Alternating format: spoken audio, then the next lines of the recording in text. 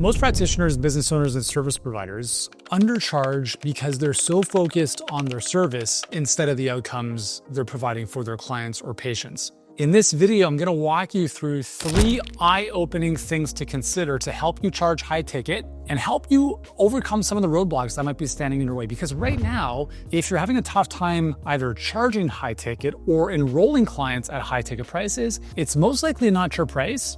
It's just because you haven't connected the dots properly. I'm gonna show you exactly how to do that today.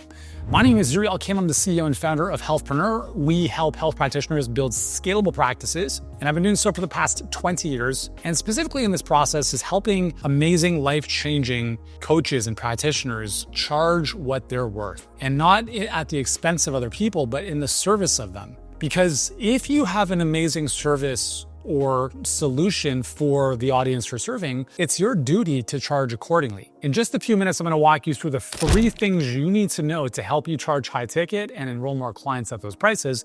But first, I want to give you a couple ideas here about why high ticket is valuable for your business. Number 1, it attracts better quality clients. I think that's pretty obvious, right? The more people pay, the more they pay attention. The more they pay attention, the better results that they get. So the second benefit is you get better results for your clients because they show up and do the work. So you attract better clients because generally people understand you get what you pay for in life. And what I've realized over 20 years in business is that people who struggle in life are looking for shortcuts. And shortcuts typically don't come with a premium price. People who succeed value systems. Okay, and that's part of what you're going to be able to provide for your patients or clients is a proven system, a way of achieving an outcome that is not some magic potion or pill or whatever. Third is that it actually makes your business a lot more profitable with less headache. So if you think of having $1 million business, you could have 1,000 people paying you a little bit, or you could have 100 people paying you more, or anywhere in between there.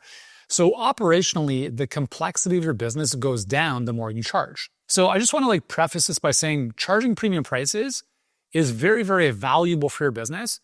And it's not to say that there's no pricing police. There's no gun to your heads that says you must charge low prices or high prices. It's a philosophical decision. So I'm going to walk you through the 3 things to help you make sense of this. These 3 things, I promise you at least 2 of them you've never heard of before in the way that I'm about to share them with you. So you're going to want to take some notes on this one. First thing, the easier you make somebody's life, the more money they're willing to pay you. For instance, if you don't like cooking, what do? Think about this. This is probably the most applicable, example. You don't like cooking and you go to the grocery store, you buy groceries, you look at, your kitchen table, you're like, yeah, I don't want to make this stuff. Okay, so that's a lot of work. What could you do instead? You go to a restaurant, right? You pay a premium relative to you cooking it yourself, but they're making your life easier. You could hire a private chef. That private chef comes at a premium because we're making your life easier, right? I'll tell you this, our house in Mexico, I don't do anything, right? We have 2 cleaning ladies, maintenance, landscapers, full-time chef. It's the best. And I will pay that any day of the week because they're making my life so much easier. And so I get to focus on other things that I want to do. If I loved cooking all day long, then maybe I wouldn't need a chef. But having a chef where I never have to think of any what I'm having for dinner or lunch or breakfast is invaluable. So if I'm offering chef cooking services, I can charge a premium price, but here's the thing, to the right people. Now, this is really important. When you consider how can I make someone else's life easier, I would strongly encourage you to think upmarket as much as humanly possible. And this is something you're going to have to figure out on your own because as a health professional, if you're watching this, you probably want to help everyone. But I'll tell you this, having done this for 20 years and having helped hundreds of thousands of people to better health in my previous business, and obviously thousands of practitioners with Healthpreneur, the very people that you want to save are the least likely to work with you because the people who need your help the most very often want it the least. Spend more time in the world of wants than the world of needs. I don't need a private chef. I want a private chef. I don't need 2 McLarens. I want 2 McLarens. Okay? When you work with people that are higher up on the food chain, I'm just using that metaphorically speaking, it is a lot easier for you to work with them. So you might say, okay, does this mean I only work with wealthy people? Not necessarily, but I'm telling you, don't even try to work with broke people because you're never going to decrease your prices low enough to work with enough broke people to make sense of it for your energy or for your business. So when you're thinking of how do I make someone's life easier, think of a couple rungs higher than you might be used to. Okay. So like, for instance, like with our YouTube authority engine, it's a 100% done for you service for health practitioners. And the reason we're doing this is because we want to like shed the spotlight and help more amazing practitioners get their expertise out there, build more authority, put valuable information out to the world instead of all these 20-year-old influencers. And as a result, they build their authority, disseminate good information, and over time that comes back to them. But listen, we're only working with people, practice owners who are high 6 and 7 figures already in business. I'm not working with people that are barely making any money for this. No way. We are providing a 4 seasons like experience. And I'm not going to try to convince somebody why like we're more valuable than hiring a cheap video editor. I'm not going to have that conversation. So if you don't want to waste your time with people who don't get it, go a couple rungs up in the market, okay? If you can upgrade your avatar, everything else in your business and your life becomes a whole lot easier. So first big idea here is that you want to make someone's life easier. Ideally, you upgrade your avatar even for the same solution and you can charge significantly more. 2, use the 4 levers. So when I'm reviewing a sales conversation that our clients have with prospective clients of theirs, I'm providing feedback on how they can improve the conversation. And so again, our clients are practitioners and health experts and coaches who are providing a high ticket coaching offer solution for the clients they work with who have whatever number of health conditions or whatever it is they help with. The biggest opportunity I see a lot of times is that when someone comes in, for instance, with migraine headaches, and let's say you're the expert that solves migraines, the conversation is solely focused around migraines. It's just the health condition itself. And I'm not like downplaying that because it's obviously very debilitating if half of your life you're in bed because you have migraines. And herein lies the opportunity. I call these the 4 levers. We are always looking at creating as much leverage as possible in the conversation to increase the value of our offering. Because what happens here is, let's say you charge $5,000 for what you do. If I were to ask you, is $5,000 a lot of money? Well, there's 3 answers to this. Some people say like, oh, totally, I would never pay that. Okay, well, for what? I haven't even said anything. 2 is like, well, no, it's not a lot of money. Or 3 is, it depends. Then that third answer is usually the best one. It's the right one. $5,000 is not a lot of money, but it also could be a lot of money contextually, right? So it depends. So if I say $5,000 and you're like, oh my God, that's a lot of money. And I'm like, hold on, I forgot to tell you what it's for. You got a 6-bedroom house in Manhattan. Okay, is $5,000 a lot of money? No, you would run through a brick wall to make that happen. But if I said this pencil that I don't have in my hand is $5,000, you'd be like, you're on drugs, you're crazy, okay? So first and foremost, we have to understand what is the cost of inaction? What is the pain that someone's in? And we have to understand, like for them, they have to be associated to the fact that like, unless you have extremely low standards and you think that it's okay to be 700 pounds, or you think it's normal to be bedridden with migraine headaches every other day, then apparently this is not that big of a deal. So people have to be in enough pain to actually want to solve it. So one is we want to identify the cost of an action and we want them to associate to that. But 2 is we want to get them associated to the dream outcomes. And in both scenarios, we want to use the 4 levers. So the 4 levers are the following. Let's look at your health. Okay, so how is this impacting your health? You have migraines. Okay, talk to me about that. I can't open my eyes every other day of the week. Okay, so I'm clear. So 30 days a month, 15 of those days, you're bedridden, you can't open your eyes. Is that what I'm hearing? How long has this been going on for? 10 years. Okay, so we're talking about the health side. Okay, well, how does that make you feel when you are you basically can't even function half your life? How does that make you feel, right? What are you missing out on because of that, right? How does et cetera. So I'm going to go into the health side of things. That's the first lever in a health-related offer. But you can also relate health to any other offer too. So I'll show you this in a second. Number 2, the second lever is, well, primary relationship. Okay, so primary relationship. So you have a spouse, boyfriend, girlfriends, cool. Okay, how is this issue affecting that relationship? You don't ask, does this affect the relationship? It's implied that it does, right? I mean, it's obvious. Like if you have erectile dysfunction, it's obvious that it affects the relationship. You don't have to ask if it does. If you can't function every other day, it's obvious that it affects your relationship with your spouse. Okay, let's just assume it. So how is this impacting your relationship with your spouse? Person's like, well, I'm not too sure really. Really? You don't think that they have any kind of thoughts going on in their mind about the fact you can't get out of bed every other day of your life. Okay. So you have to get them associated to the second leverage point, which is their primary relationship. The reason I bring these 4 levers up is because we will always do more for other people than we will for ourselves. Okay. It's really, really important to remember. So leverage, very, very important. So number 1 is how is this impacting your health? That's leverage point number 1. 2, how is this impacting your primary relationship? 3, do you have kids? So this is optional. If someone has kids, how is this impacting your ability to show up as a mom or dad? This is a big leverage point because there's already enough mom guilt and dad guilt and all that stuff. The very fact that you're tired and lethargic all the time, I mean, how do you feel your kids are kind of perceiving all that? Well, blah, blah, like, is that really the example you want to set for them? Do you think that they'd want you to be like bedridden or like laying on the couch all the time? Or would they rather you play with them outside? Again, you might say, hey, this sounds like I'm making people feel bad. You better believe it is. It's helping people understand their standard is so shit. The standard that they've settled for is so low. Our job is to twist the knife to be like, yo, even though this is normal, by no means, okay, for you, if this is normal, doesn't mean that this is the way it should be. Look, raise your standards, dude. You should not be 500 pounds. Like, why do we think so low of ourselves? And do you think that's a good example for your kids to model? Okay, so like dig the fucking knife. Do what you have to do to get someone to change, assuming they've raised their hand saying they want to. So kids is the 3rd possible leverage point. 4, vocation or money. This one is the big one. All right, so you got migraines every other day. And what do you do for work? Oh, you're an accountant. Okay, so let's just play that. So do you mind me asking how much you make on a daily basis? I make about 80,000. Okay, cool.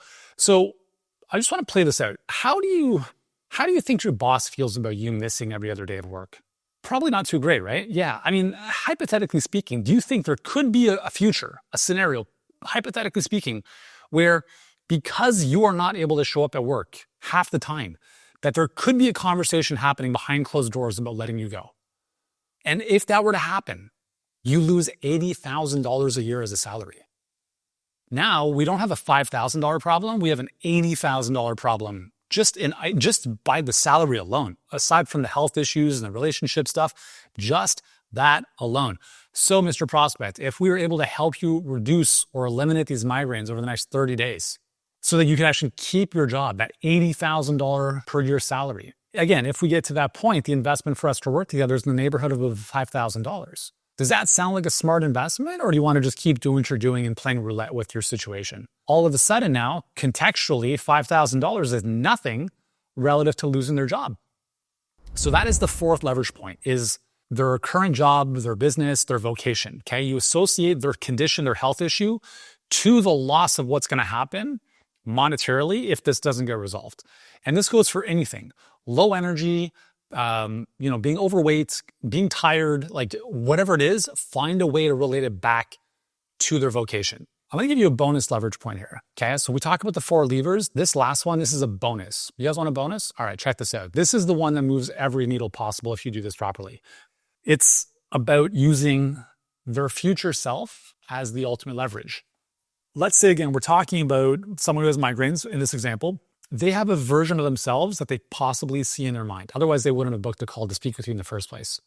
So, Mr. Prospect, how does, when you kind of like look ahead a year from now or 2 years, or the vision you have for your life, how does that version of yourself in the future, how does that version feel about this current situation? And they're going to say, well, obviously not great, They're basically going to say like, future me is up here, current me is down here, which is how self-identity works in terms of wanting to change. So you're like, hey, that's awesome. So what does future you tell current you to do right now? Just keep thinking about this forever and doing nothing, or actually doing something today to start moving in the direction? Because in order for you to get to future you, you have to be future you right now. Future you doesn't happen 5 years in the future minus 1 day. It happens starting today. So what is the future version of yourself? How does that version of you show up differently than you have been showing up or are showing up right now? I need to think about it. I need to look at all my options. Hey, totally understand that. That's the process you've been kind of using up until now, right? Fair enough. So if what you've been doing is getting you the results you want, I would say keep doing that. But you're here today because you're obviously not getting the results you want. So is it fair to say that maybe we can change our approach a little bit? I understand it's uncomfortable, but you said you want this result. This result requires a different level of being. And that starts right now. So self-identity is a very, very powerful leverage point, because if someone wants to change, they're saying, I want a better version of myself. So as soon as we associate that version of ourselves and we look at what's happening now, it's like, dude, let's just be honest. Like, you want this, you're currently here, and your behavior is here because your results are a reflection of that. This is never going to happen acting from this level. Are we clear on that? Cool. So what do we want to do? So those are the 5 leverage points. If you use these in your conversations, your pricing is irrelevant. Okay. So please, again, as I come back to this, pricing is 100% between your ears. There is no policy. There's no police that says you must charge this. Doesn't exist. Okay. Third big idea here with respect to charging high ticket is use the power of contrast, context, and relativity. So remember when I said is $5,000 a lot of money? You're like, well, depends. Exactly. Okay, so here's how you do this. So let's say you have, what I would recommend is you build out a leveraged coaching program, if that's your offer, okay? And by no means does that mean that it's worse. Okay, let's just be clear about this. Like, if you want to work with me, it's an absolute fortune one-on-one, and you'll see me never. I'll just be very honest with you. You'll actually get way more help, way more access to me, and way better results working in our group coaching program, our flagship program, HBA. So here's what I've just done there, is I've said, listen, we have this amazing container called the Health Business Accelerator. If you are a health expert practitioner doing 5 to 10K or more per month and you want to scale online specifically, that's what that program is built for. And it's this, okay? It's in the neighborhood of about 25 to 30K for the year. It's amazing. Our clients see about a 342% return on their investment. It's a no-brainer for the right people. But for the wrong people, they're like, no way would I ever pay that. That's why you struggle. Okay.